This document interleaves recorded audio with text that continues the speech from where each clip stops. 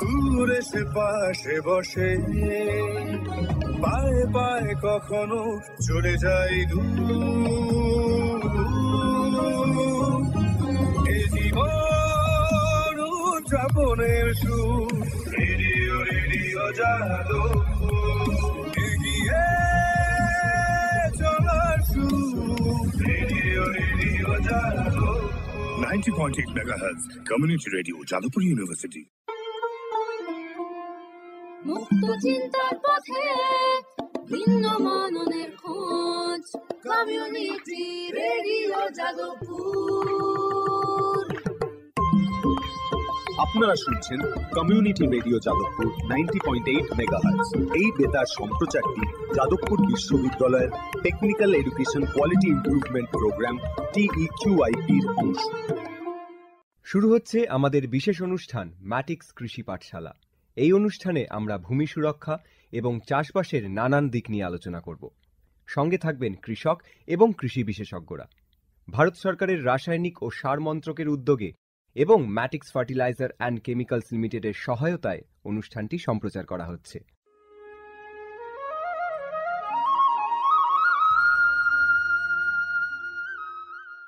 আজকের আমাদের আলোচনার বিষয় ধানের বীজ শোধনে জৈব কীটনাশকের ভূমিকা। অনুষ্ঠানটি শুনবেন কৃষি সংক্রান্ত ঘোষণার পর।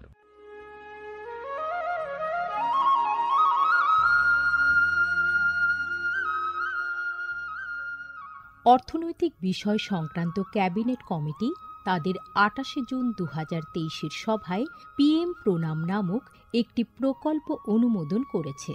এই প্রকল্পের উদ্দেশ্য হল ধরিত্রী ও মৃত্তিকার পুনরুদ্ধার, পুষ্টি, উন্নতি সাধন এবং তা নিয়ে সচেতনতা বৃদ্ধি। গ্রামীণ স্তর থেকে শুরু করে আমাদের সকলের প্রচেষ্টা মাতৃভূমির যত্ন ও স্বাস্থ্য রক্ষার জন্য এই অনন্য পদক্ষেপকে ফলপ্রসূ করে তুলতে পারে। এই প্রকল্পের মূল লক্ষ্য হল কৃষিতে রাসায়নিক সার এবং কীটনাশকের অত্যধিক ব্যবহার দূর করা। বাড়তি ফলনের জন্য সার ও কীটনাশকের অতিরিক্ত ব্যবহার মাটিকে অসুস্থ করে তুলছে, কমিয়ে দিচ্ছে তার উৎপাদন ক্ষমতা। মাটির পুষ্টি আর সুরক্ষার জন্য প্রাকৃতিক অথবা জৈব সারের ভূমি পরীক্ষা ভিত্তিক সুষম ব্যবহার করা প্রয়োজন। পাশাপাশি দরকার জৈব ও প্রাকৃতিক চাষ পদ্ধতি এবং সম্পদ সংরক্ষণ প্রযুক্তি, যেমন সমন্বিত কৃষি ব্যবস্থা, ক্ষুদ্র সেচ, মালচিং, মাটির ক্ষতিকারক খনন না করা, ঘুরে ফিরে বিভিন্ন ফসলের চাষ ইত্যাদি। চাষবাসের এই টেকসই পদ্ধতিগুলো মাটির উর্বরতা বাড়াবে, পরিবেশ দূষণ কমাবে এবং দীর্ঘমেয়াদী উৎপাদনশীলতাকে শক্তিশালী করবে। সারের সুষম ব্যবহার শুধু মাটিই নয়, সার্বিকভাবে পরিবেশের স্বাস্থ্য রক্ষা করে।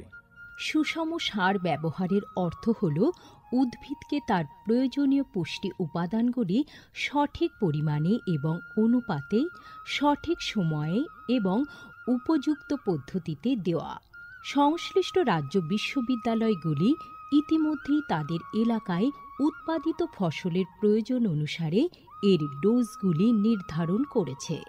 সঠিক মাত্রায় সার ব্যবহার করলে ফলন যেমন বাড়বে, তেমনি বাড়বে ফসলের গুণমান। ভালোভাবে পোষিত মাটিতে ফলানো ফল, শাকসবজি ও শস্য প্রয়োজনীয় পুষ্টিতে ভরপুর আর সুস্বাদু হয়। ফলনের বৃদ্ধি আর উন্নত গুণমান আমাদের কৃষকদের জন্য নিয়ে আসবে বেশি মুনাফাও। শুধু বেশি ফসল নয়, উন্নততর ফসল আমাদের লক্ষ্য। এই কৌশলে লাভবান হবে প্রত্যেকে, আমাদের কৃষকরা, আমাদের পরিবেশ এবং সর্বোপরি আমরা সকলে। বিচার বিবেচনার সঙ্গে পরিপোষক ব্যবহার করলে কেবল ফলনই বাড়ে না, প্রজন্মের পর প্রজন্ম জমি থাকে উর্বর। সুতরাং আসুন, একটি উজ্জ্বল এবং স্থায়ী কৃষি ভবিষ্যতের জন্য আমরা সুষম সার ব্যবহারের প্রচার ও অনুশীলন চালিয়ে যাই।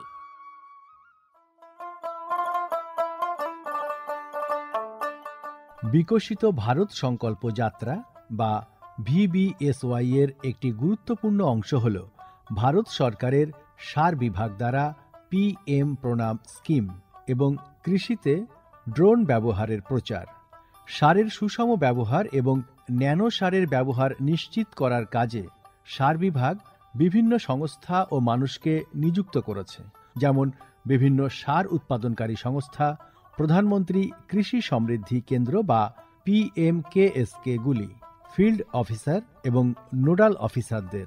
VBSY এর একটি প্রধান দিক হল বিভিন্ন শস্য এবং গাছপালার ওপর ন্যানো এবং জল দ্রবণীয় সার স্প্রে করার কাজে ড্রোনের ব্যাপক ব্যবহার।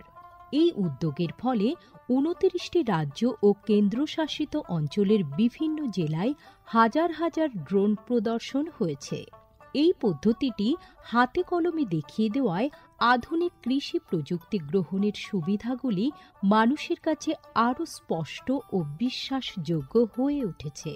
এই জনসংযোগ কর্মসূচিগুলি দীর্ঘমেয়াদী কৃষি অনুশীলনের সুফল সম্পর্কে নাগরিকদের অবহিত করতে একটা বড় ভূমিকা পালন করেছে।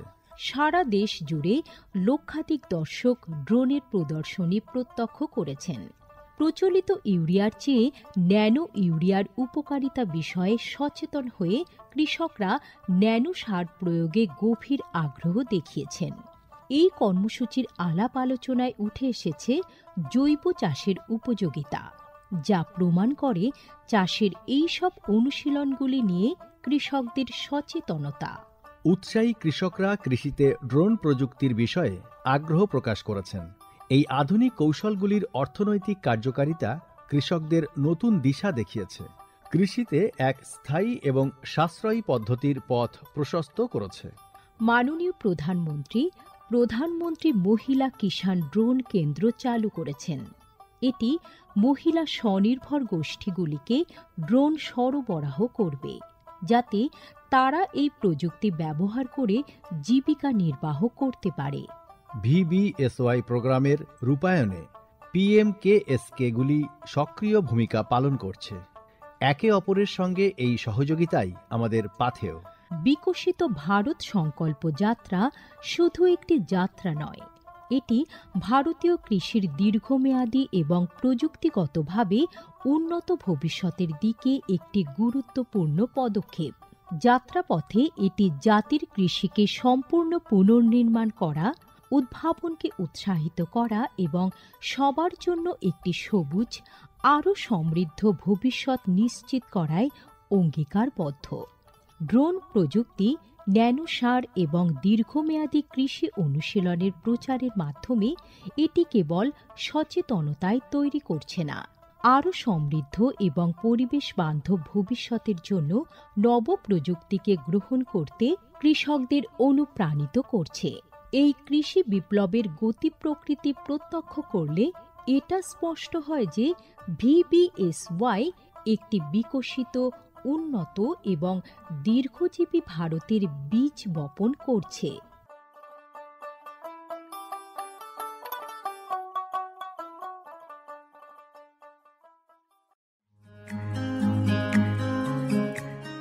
ভারতের যে সার কোম্পানিগুলি সবচেয়ে দ্রুত গতিতে বৃদ্ধি পাচ্ছে, ম্যাটিক্স ফার্টিলাইজার্স অ্যান্ড কেমিক্যালস লিমিটেড তার মধ্যে অন্যতম। পশ্চিমবঙ্গের পানাগড়ে অবস্থিত তাদের কারখানায় বছরে 12.5 লক্ষ টনের ওপর ইউরিয়া সার উৎপাদন হয়। ভারত সরকারের গ্রিনফিল্ড প্রজেক্ট হিসেবে স্বীকৃত এই কারখানায় তৈরি হয় ডক্টর ফসল। ইতিমধ্যেই যা পূর্ব ভারতের সর্বাধিক বিক্রিত ইউরিয়া সার হয়ে উঠেছে। কৃষি উন্নয়ন ও ভূমি সুরক্ষা, ক্ষুধা, অপুষ্টি ও দারিদ্র্য দূরীকরণ, গ্রামীণ এলাকা ও বস্তি উন্নয়ন, লিঙ্গ সাম্য, পরিবেশ, স্বাস্থ্য, শিক্ষা ইত্যাদি নানান বিষয়ের উপর জোর দেয় ম্যাটিক্সের CSR প্রকল্পগুলি। ম্যাটিক্স এক সবুজ ভবিষ্যতের অঙ্গীকার।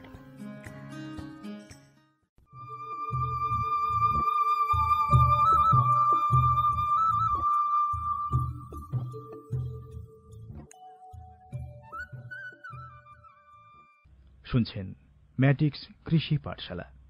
আজকের আমাদের আলোচনার বিষয় ধানের বীজ শোধনে জৈব কীটনাশকের ভূমিকা। এ বিষয়ে বিস্তারিত জানাতে আমাদের মধ্যে আমন্ত্রিত অতিথি হিসেবে পেয়েছি কাকদ্বীপ সাব ডিভিশনের সহ কৃষি অধিকর্তা প্রশাসন ডক্টর বরুণ কৃষ্ণ কুণ্ডু।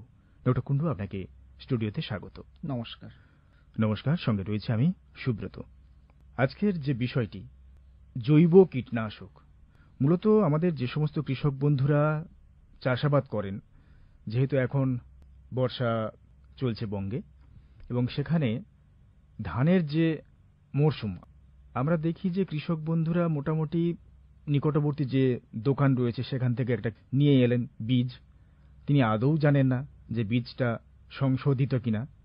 দোকানদার যেমন বলে দেন তিনি তেমন বিশ্বাস করে নিয়ে এসেই বীজতলা তৈরি করা শুরু করেন। এটা কতটা ঠিকঠাক বলে আপনার মনে হয়? দেখুন, প্রথমত ধানের বীজ বা অন্যান্য ফসলের বীজ যাই বলুন না কেন, আমাকে সার্টিফাইড বীজ নিতে হবে এবং সিল্ড প্যাক দেখেই নিতে হবে প্রথমত, এবং বীজটা বীজ শোধন করা আছে কিনা দেখে নিতে হবে। যদি বীজ শোধন করা থাকে তাহলে বীজের গায়ে পাউডার লেগে থাকবে এবং একটা সেন্ট বা গন্ধ আপনি পাবেন। আচ্ছা, অনেক সময় বীজ শোধন করা থাকে না এবং বীজ শোধনের কিছু অজৈব কীটনাশক মানে বীজ শোধনের গুলো দেওয়া থাকে যাতে আপনি পরে ঘরে শোধন করে নিতে পারেন। তো শোধন করা যদি বীজ না হয় তাহলে অবশ্যই বীজ শোধন করবেন। বীজ শোধনের মূল মন্ত্র হচ্ছে বীজের টিকাকরণ। আমাকে বীজ শোধন করতেই হবে। বাজার থেকে যে বীজটাই কিনবো সেটা একদিন আমাকে মানে সূর্যের আলোয় রোদ খাওয়াতে হবে। তারপরে আমি বীজের জার্মিনেশনটা নিজে দেখে নেব। বীজের জার্মিনেশন যেন 80% বা তার বেশি যেন হয়। জার্মিনেশন বলতে আমাদের কৃষক বন্ধুরা কি বুঝবেন? হ্যাঁ, মানে কল বের করার ক্ষমতা। মানে ধরুন আমি 100টা বীজ হ্যাপাজার্টলি মানে র্যান্ডামলি নিলাম, দিয়ে সেটাকে সামান্য জলে ভিজিয়ে নিয়ে একটা গামছা বা ভেজা কাপড়ে ওটা রেখে দিলাম। 2-3 দিনের মধ্যে আমি দেখব 100টা বীজের মধ্যে কতগুলো বীজের মুখটা ফেটেছে, মানে কল বীজ আসছে। এটা দেখে আমি আন্দাজ করতে পারবো। যদি এটা 80 বা তার বেশি হয়, মানে 100টা বীজের মধ্যে 80টা বা তার বেশি যদি কল বেরিয়েছে তাহলে বীজটা ভালো, কোয়ালিটি ভালো। বেশ। এবার আমি যখন বাজার থেকে যখন বীজটা কিনছি তার মধ্যে কিন্তু পুষ্ট বীজও যেমন আছে, অপুষ্ট বীজও আছে। আচ্ছা, সেটা তাহলে তো আমাদের কৃষক বন্ধুদেরকে আগে সেটাই বুঝতে হবে যে কোনটা পুষ্ট কোনটা অপুষ্ট বীজ, এবং সেটা বোধ হয় তাদেরকে চিনে সেগুলো বাছাইকরণ করা প্রয়োজন। অবশ্যই বীজ শোধনের আগে বীজ বাছাই একটা কিন্তু ভীষণ গুরুত্বপূর্ণ দিক। আমাকে বীজ বাছাই করতে গেলে লবণ জলে মিনিট 3 ভেজাতে হবে। সেটার একটা মাত্রা আছে। কিরকম? যেমন ধরুন 10 লিটার জল নেব, তাতে 1 কেজি 650 গ্রাম লবণ গুলবো, খাবার লবণ। আচ্ছা, গুলে তাতে আমি 10 কেজি বীজ মিনিট 3 ভিজাবো। এই লবণ জলটা ম্যাক্সিমাম 30 কেজি বীজ পর্যন্ত ভেজানো যায়, মানে ওই জলটাতে। এটা একটা খুব ঘরোয়া টিপস দিলেন, কৃষক বন্ধুদের খুব কাজে লাগবে। যে তিনি হয়তো বুঝতে পারছেন না 10 কেজি বীজ তো ডুবিয়েছেন, আবার ভাবছেন না এই জলটা চেঞ্জ করে দিই, কিন্তু চেঞ্জ করার দরকার নেই। আপনি বলছেন 30 কেজি পর্যন্ত এইভাবে করা যেতে পারে। 10 কেজি নিলাম, আবার আরো 10 কেজি ভেজালাম, আবার আরো 10 কেজি ভেজানোর পরে ওই লবণ জলের লবণাক্তটা আস্তে আস্তে কেটে গেল, নষ্ট হয়ে গেল, তখন ওটা ফেলে দিই। মিনিট 3 ভেজানোর পরে উপরের দিকে যেগুলো ভেসে উঠবে সেগুলো হচ্ছে অপুষ্ট বীজ। যে লবণ জলের নিচে যেগুলো বীজগুলো রয়েছে সেগুলো কিন্তু পুষ্ট বীজ। সেই পুষ্ট বীজের লবণাক্ত কাটানোর জন্য 2-3 পরিষ্কার মিষ্টি জল দিয়ে লবণাক্তটা কাটিয়ে নেব। মানে লবণাক্ত জলের বীজটা বাছাইকরণ সেখানে হয়ে যাবার পরে আবার সেই বীজটাকে পরিষ্কার জল দিয়ে কয়েকবার ধুয়ে ফেলতে হবে। 2 থেকে 3 বার দিয়ে লবণাক্তটা কাটিয়ে নিয়ে একটু ছাওয়ায় শুকিয়ে নিয়ে এরপরে আমাকে বীজ শোধন করতে হবে। আচ্ছা, লবণ জলটা ঠিক আছে কিনা? 10 লিটার জলে 1 কেজি 650 গ্রাম লবণ নিলাম, তার মধ্যে একটা ডিম, মানে ফ্রেশ ডিম নিলে দেখবেন যে ডিমটা ভাসছে, ওটা হচ্ছে লবণ জলের ঠিক আছে কিনা তার মাপকাঠি বোঝার জন্য। এটা একটা ঘরোয়া টিপস দিলেন যে একটা যদি ডিম আমরা তার মধ্যে ফেলে দিই তাহলে ডিমটা ভাসবে অবশ্যই। এটা হলো। এবার ওইটাকে 2-3 পরিষ্কার জলে ধুয়ে নিয়ে লবণাক্তটা কাটিয়ে একটু ছাওয়ায় শুকিয়ে নিয়ে এবার শোধন গলা জলে আমাকে ভেজাতে হবে। এবার যেহেতু আজকের আলোচনাটা হচ্ছে জৈব উপায়ে, তাহলে বেশ কিছু জিনিস আছে জৈব উপায়ে আমাকে শোধন করতে হবে। বেশ, তাহলে সেই যে উপকরণ বা যেগুলো প্রয়োজনীয় জিনিস যেগুলো দিয়ে আমাদের কৃষক বন্ধুরা বীজটা শোধন করবেন সে ব্যাপারে যদি একটু আলোকপাত করেন। সাধারণত জৈব ছত্রাকনাশক হিসেবে আমরা বীজ শোধনের হিসাবে ব্যবহার করি ট্রাইকোডার্মা ভিরিডি অথবা ট্রাইকোডার্মা হার্জেনিয়াম। আচ্ছা, এইটা হচ্ছে জৈব ছত্রাকনাশক। আর জৈব ভাবে হচ্ছে ব্যাকটেরিয়া নাশক হচ্ছে সিউডোমোনাস ফ্লোরোসেন্স। বেশ, এবার ব্যাকটেরিয়া ঘটিত রোগও আছে, যেমন বিএলবি, যেটাকে পাতা পোড়ার রোগ বলছে, বা ব্যাকটেরিয়া জনিত পাতা ধসা রোগ। এটা চেনার উপায় হচ্ছে রোয়া করার 10-15 দিনের মাথায় দেখবেন উপরের দিকের পাতা আস্তে আস্তে হলদে হয়ে কমলা হয়ে নিচে নামছে এবং পাতাটা পাকিয়ে যাচ্ছে খড়ের মতো। এটা হচ্ছে পাতা পোড়া রোগ। এবং এটা যাতে না লাগে তার জন্য আমি সিউডোমোনাস ফ্লুরোসেন্স দিয়ে ভিজিয়ে রাখবো।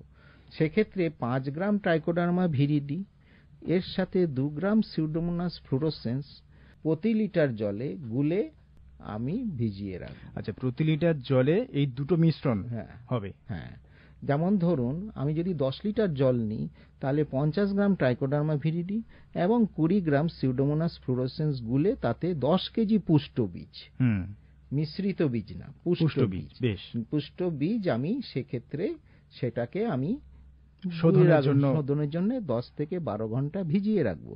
আচ্ছা, 10 থেকে 12 ঘন্টা ভেজাতে হবে। ভিজিয়ে নিয়ে ওই সেখান থেকে তুলে নিয়ে আমরা ভেজা অবস্থায় জাগ দেব কল বার করার জন্য। আচ্ছা, ভেজা অবস্থায় জাকে দিতে হবে। বেশ, কল বের করলেন, কল বের হবে। এই যে কথাটা বললেন যে ভেজা অবস্থায় জাগ দিতে হবে, এইটা নিয়ে কিন্তু আমাদের কৃষক বন্ধুদের মধ্যে গ্রাম বাংলায় বিভিন্ন জন বিভিন্ন রকম ভাবে করেন।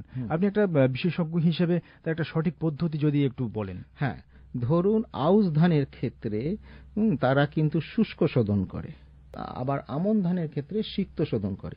এবার সাধারণত 10% বীজতলা লাগে, বুঝতে পেরেছেন? যদি 1 বিঘা মানে 33 শতক বা 20 কাঠা, তার জন্য আমাকে 2 কাঠা বীজতলা লাগবে। এবার বীজতলাতেও বেশ কিছু আগাছা থাকে। বীজতলার আগাছা আমাকে নানাভাবে দমন করতে হবে। প্রথমে বীজতলার মাপটা হবে 4 ফুট চওড়া চওড়া বীজতলা করতে হবে, মাঝে 1 ফুটের নালা রাখতে হবে। বীজতলাতে আমাকে 7-10 দিন আগে জল ধরে রাখতে হবে, দিয়ে তারপরে সেটাকে চাষ দিতে হবে। যদি আগাছা বেরোয় সেটাকেও আমাকে নির্মূল করতে হবে।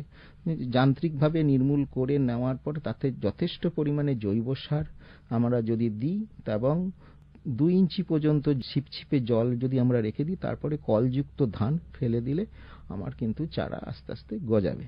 এটা তো বীজতলার পরিচর্যার কথা বললেন বা বীজতলা তৈরির কথা হলো, কিন্তু ধান যখন ওই শোধন হয়ে যাবার পরে যে যাকে দেবেন সেই জায়গায় কিছু কি প্রসিডিওর রয়েছে বা কোনটা হলে? অনেকে দেখা গেছে এমনও যে 2 দিন যেমন যে সিস্টেম থাকে 24 ঘন্টা বা 48 ঘন্টা দিতে হয়, সেখানে দেওয়ার পরে খুব ভালোভাবে কলা আসেনি বা কলা বের হয়নি। এক্ষেত্রে অনেক কৃষক বন্ধুরা বলছেন যে কি করলাম, কিছু কি ভুল হলো? সেই ব্যাপারে কি কোনো একটা নির্দিষ্ট নিয়ম নীতি রয়েছে যে এইরকম ভাবে দিলেই আপনার 100% কল আসতে পারে বা মার যাবে না? না, আমি তো এখানে প্রথমেই বলেছি যে বীজ বাছাই করে নিয়েছি, ফলে আমি দুর্বল যে ধানগুলো রয়েছে সেগুলো আমরা দেবই না, দুর্বল ধানগুলো তো আমি নির্মূল করে ফেললাম। আর তার আগে আমি বলেছিলাম যে 100টা র্যান্ডাম বীজ নিলাম, তাতে আমি কিন্তু অঙ্কুরোদ্গম ক্ষমতা, জার্মিনেশনটা নিজেই চোখে দেখে নিলাম। যতই আমরা বলি 100% জার্মিনেশন, আমি নিজে যদি আগাম পরীক্ষা করে নিতে পারি তাহলে আমি 10 কেজির জায়গায় আমি 11 কেজি নিতে পারি। ধরুন আমি দেখে নিচ্ছি যে কত পার্সেন্ট আমার মানে বীজ মার যাচ্ছে, তাহলে আমি সুস্থ চারা, সুস্থ বীজ আমি যদি বীজতলায় পাই, মানে বীজতলায় দিই, তাহলে ভালো চারা আমি পাবো এবং ভালো চারা ভালো ফলনের আশা রাখে। তাহলে আমি বীজতলার পরিচর্যাটা যেহেতু অল্প জমিতে হচ্ছে, মানে 10% জমিতে, সেটাই ভালোভাবে করতে হবে, সেটাই আমাকে পরিচর্যা করতে হবে। বেশ, এবারে এই যে জৈব উপায়ে বীজ শোধন করছেন আমাদের কৃষক বন্ধুরা, সেক্ষেত্রে তারা কি কি উপকার পাবেন ভবিষ্যতে? দেখুন, এই যে আমাদের জৈবিকভাবে যেমন ট্রাইকোডার্মা ভিরিডি এবং সিউডোমোনাস, এটা বীজবাহিত রোগ, মৃত্তিকাবাহিত রোগ যে সমস্তগুলো আছে সেখান থেকে প্রতিরোধ করবে। এবং এটা আর একটা ভালো দিক আছে, এর অঙ্কুরোদ্গম ক্ষমতা বাড়িয়ে দেয়, মানে আপনাকে কল বের করার ক্ষমতা এবং পুষ্টতা বাড়িয়ে দেবে। পরবর্তীকালে মাটি থেকে সেই খাদ্য উপাদানগুলো নিতে সহায়তা করবে, শিকড় গজাতে সহায়তা করে। অতএব যে কল বেরোনোর ক্ষমতাটা কিন্তু বাড়বে। অজৈব থেকে এটারই পার্থক্য, অজৈবভাবে পড়লে অনেক সময় কল বেরোতে চায় না, কিন্তু জৈবভাবে বিশেষ করে ট্রাইকোডার্মা ভিরিডি বা সিউডোমোনাস ফ্লুরোসেন্স বা দুটোরই সম্মিলিত যদি আমি ব্যবহার করি, তাহলে কল বেরোনো বা জার্মিনেশন পার্সেন্টেজ অনেকটাই বেড়ে যায় এবং সুস্থ সবল চারা আমরা বীজতলা থেকে পেতে পারি। আচ্ছা, আজকের আমাদের মূলত আলোচনা করছি আমরা যে ধানের বীজ শোধনে জৈব উপায়। এছাড়া অন্যান্য যে সমস্ত চাষবাস করে থাকেন আমাদের কৃষক বন্ধুরা, ফল সবজি, সেক্ষেত্রে কি এইভাবে জৈব উপায়ে বীজ শোধন করতে পারে? হ্যাঁ, ট্রাইকোডার্মা ভিরিডি, সিউডোমোনাস ফ্লুরোসেন্স এগুলো দিয়েও কিন্তু বীজ শোধন করা যায়, কোনো অসুবিধা না। এছাড়া আরো কিছু আছে, জৈব ব্যাকটেরিয়া নাশকও আছে, যেমন ভ্যাসিকুলার আরবস্কুলার মাইকোরাইজা 5 থেকে 10 ml প্রতি কেজি বীজের সঙ্গে মাখিয়েও আমরা বীজ শোধন করতে পারি। অ্যাজোটোব্যাক্টর আছে, যদি দেখেন যে শিম্বগাত্রীয় মানে ডাল শস্যের ক্ষেত্রে রাইজোবিয়াম আছে, তারপরে হচ্ছে অ্যাজোস্পাইরিলাম আছে, এগুলো হচ্ছে ব্যাকটেরিয়া নাশক। অ্যাজোস্পাইরিলাম, মানে ভ্যাসিকুলার আরবাস্কুলার মাইকোরাইজা, এটা হচ্ছে ব্যাকটেরিয়া নাশক। ব্যাকটেরিয়া নাশক হিসাবে আমরা সিউডোমোনাস ফ্লুরোসেন্সের কথা বলেছি। তো এইগুলো ব্যবহার করলে জমিতে জৈব পদার্থের পরিমাণটা বাড়ে। অন্য যে কোনো সবজির বীজও শোধন করতে পারবেন এগুলো দিয়ে। একটা জিনিস কি, যে যেহেতু এটা জৈবভাবে, তাহলে আমাকে দেখতে হবে যে প্রোডাক্টটা আমরা কিনবো সেটা যেন 6 মাসের পুরনো না হয়। আর এটা সাধারণত ডার্ক কন্ডিশন মানে অন্ধকার জায়গায় এই বীজ শোধনটা করতে হবে, ডাইরেক্ট সানলাইটে বীজ শোধন করব না। এবং যদি বীজ শোধন করতে ভুলেও যান, তাহলে আমরা যখন চারা তুলবো, সাধারণত একটা ধানের ক্ষেত্রে যত মাসের ধান তত সপ্তাহের চারা রোয়া করতে হয়। ধরুন 4 মাসের যদি ধান হয় বীজতলার বয়স ধরে, তাহলে 4 সপ্তাহের চারা আমাকে রোয়া করতে হবে। যদি মানে মূল জমিতে যেটা রুইবেন, যদি 150 দিনের ধান হয় মানে 5 মাস, সেক্ষেত্রে 5 সপ্তাহের চারা আমাকে রোয়া করতে হবে। হ্যাঁ, এবং সাধারণত সঠিক বয়সে যদি চারা রোয়া করতে হয়, তাহলে 2টো করে গুছিতে লাগালেই যথেষ্ট। এটা উচ্চ ফলনশীল ধানের ক্ষেত্রে HYB বা উচ্চ ফলনশীল। তবে এটা নিয়ে কৃষক বন্ধুদের মধ্যে একটা দ্বন্দ্ব রয়েছে বা ধন্দে থাকেন তারা, যে ওই 2টো করে রোয়া যখন বুনবেন জমিতে, সেক্ষেত্রে তাদেরকে জিজ্ঞাসা করেছিলাম যে আপনারা 2টো করে না রুইয়ে তার দেখা যায় যে 5টা থেকে 6টা করে গুছিয়ে নিয়ে একসঙ্গে বসিয়ে দেন। কিন্তু তারা বলছেন যে আমরা রিস্ক নিতে পারি না, যেহেতু বৃষ্টি বেশি পরিমাণে হবে, সেখানে 2টো গাছ থাকলে যদি মরে যায়, জল ধারণ ক্ষমতা কতটা কি রয়েছে না রয়েছে জানা নেই। সেক্ষেত্রে কি এটা সঠিক ধারণা তাদের, না কোনো একটা ভুল ধারণা রয়েছে? দেখুন, সমস্যাটা হয়, কতগুলো সমস্যা চাষিরা নিজেরাই ডেকে আনে। প্রথম সমস্যা হচ্ছে যে বেশি বয়সের চারা তারা রোয়া করছে, কেননা আমাদের যেটা বর্ষায় যে ধানটা লাগানো হয় সেটা কিন্তু টোটালটাই বৃষ্টির উপর নির্ভরশীল। এমনও আছে যে সেচ দিয়ে কেউ জমি তৈরি করে না, ফলে কি হচ্ছে, বৃষ্টির জল কবে আসবে, যদি সময় মতো জল না পায়, তাহলে বীজতলাতে চারার বয়স বেশি হয়ে যায়। যদি আমি বলেছি 4 সপ্তাহের চারা বা 5 সপ্তাহের চারা, যদি তার থেকেও যদি বেশি হয়ে যায়, আরো 10-15 দিন যদি বেশি বয়সের চারা যদি বীজতলাতে থাকে, তখন গুছিতে 5টা থেকে 6টা লাগানো হয় এবং 1 ইঞ্চি গভীরতায় কিন্তু চারাগুলোকে লাগাতে হবে। কিন্তু যদি সঠিক বয়সের চারা আমি লাগাই, তাহলে 2টো করে বীজতলাতে 1 ইঞ্চি গভীরতায় লাগালেই যথেষ্ট। এবং যত কম সংখ্যক চারা গুছিতে লাগাবেন, তাহলে নিজেদের মধ্যে কম্পিটিশন কম হবে এবং গুছি ছাড়তে সহায়তা করবে। প্রচুর পরিমাণে পাশকাঠি রোয়ার 20 থেকে 25 দিনের মাথায় আমরা দেখতে পাবো। কিন্তু মানে আমাদের কৃষক বন্ধুদের যেটা একটা ধারণা রয়েছে যে যত বেশি সংখ্যক দেওয়া যায় হয়তো পাশকাঠি বা এটা বেশি ছাড়বে, সেটা একদম ভুল ধারণা। আবার অনেকে কি করে 4 ইঞ্চি গভীরতায় রোয়া করছে, পাশকাঠি ছাড়তে দেরি হচ্ছে, এবং যখনই আমরা গাছটা উঠিয়ে নিচ্ছি দেখা যাচ্ছে প্রায় 2 থেকে 3 ইঞ্চি পর্যন্ত শিকড় থেকে উপরের অংশটা পুরোপুরি সাদা হয়ে গেছে, মানে সে প্রেসারে পাশকাঠি বেরোতে পারছে না। যদি 1 ইঞ্চি গভীরতায় রোয়া করায়, তাহলে পাশকাঠির সংখ্যা বেশি পাবে।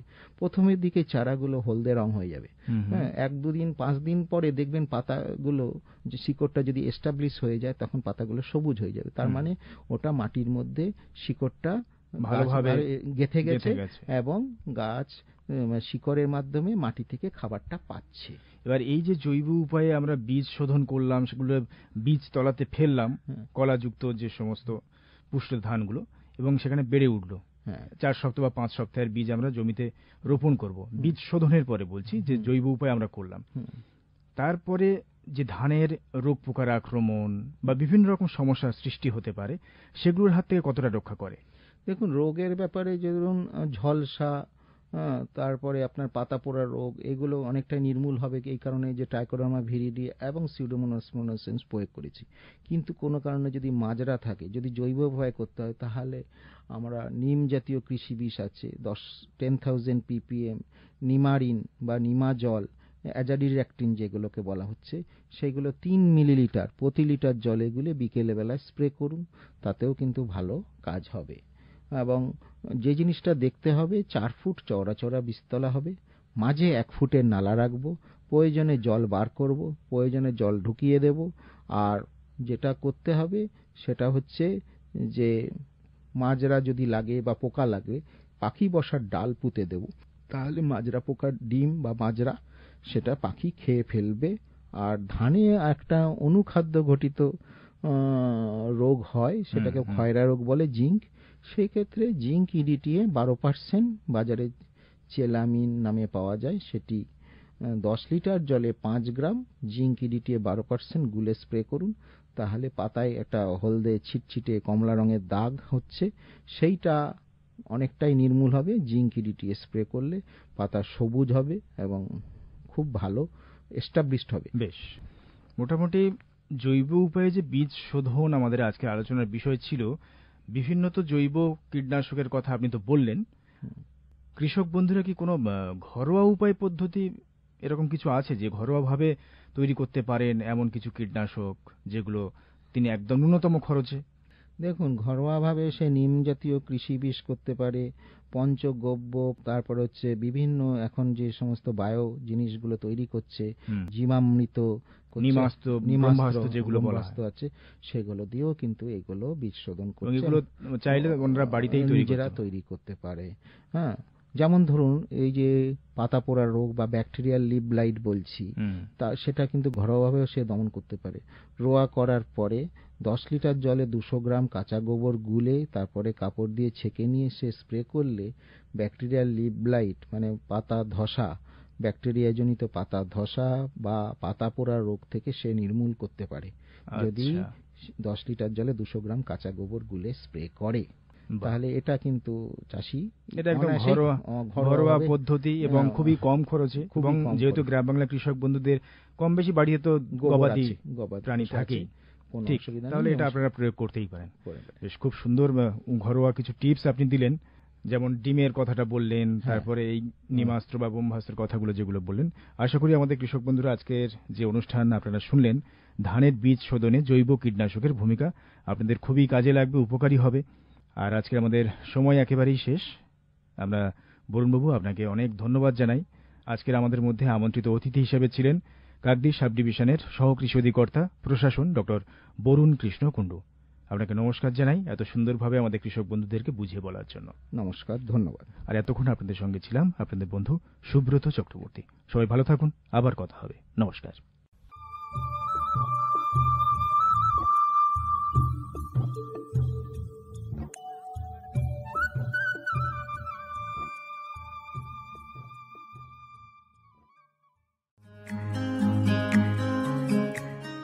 ভারতের যে সার কোম্পানিগুলি সবচেয়ে দ্রুত গতিতে বৃদ্ধি পাচ্ছে, ম্যাটিক্স ফার্টিলাইজার্স অ্যান্ড কেমিক্যালস লিমিটেড তার মধ্যে অন্যতম। পশ্চিমবঙ্গের পানাগড়ে অবস্থিত তাদের কারখানায় বছরে 12.5 লক্ষ টনের ওপর ইউরিয়া সার উৎপাদন হয়। ভারত সরকারের গ্রিনফিল্ড প্রজেক্ট হিসেবে স্বীকৃত এই কারখানায় তৈরি হয় ডক্টর ফসল। ইতিমধ্যে যা পূর্ব ভারতের সর্বাধিক বিক্রিত ইউরিয়া সার হয়ে উঠেছে। কৃষি উন্নয়ন ও ভূমি সুরক্ষা, ক্ষুধা, অপুষ্টি ও দারিদ্র্য দূরীকরণ, গ্রামীণ এলাকা ও বস্তি উন্নয়ন, লিঙ্গ সাম্য, পরিবেশ, স্বাস্থ্য, শিক্ষা ইত্যাদি নানান বিষয়ের উপর জোর দেয় ম্যাটিক্সের সিএসআর প্রকল্পগুলি। ম্যাটিক্স, এক সবুজ ভবিষ্যতের অঙ্গীকার। এতক্ষণ শুনলেন আমাদের বিশেষ অনুষ্ঠান ম্যাটিক্স কৃষি পাঠশালা। ভারত সরকারের রাসায়নিক ও সার মন্ত্রকের উদ্যোগে এবং ম্যাটিক্স ফার্টিলাইজার অ্যান্ড কেমিক্যালস লিমিটেডের সহায়তায় অনুষ্ঠানটি সম্প্রচার করা হলো। কেমন লাগলো এই অনুষ্ঠান আমাদের জানাতে পারেন। আমাদের ফোন নম্বর 0332457262, email ID radiojeu@gmail.com, YouTube channel radio JU এবং ইনস্টাগ্রাম radio_jeu। আজকের মতো ম্যাটিক্স কৃষি পাঠশালা এই পর্যন্ত। শুনতে থাকুন কমিউনিটি রেডিও জেইউ 90.8 মেগাহার্টজ। মুক্ত চিন্তার পথে ভিন্ন মননের খোঁজ, কমিউনিটি রেডিও যাদবপুর। আপনারা শুনছেন কমিউনিটি রেডিও যাদবপুর 90.8 মেগাহার্টজ। এই বেতার সম্প্রচারটি যাদবপুর বিশ্ববিদ্যালয়ের technical education quality improvement programme TEQIP-র অংশ।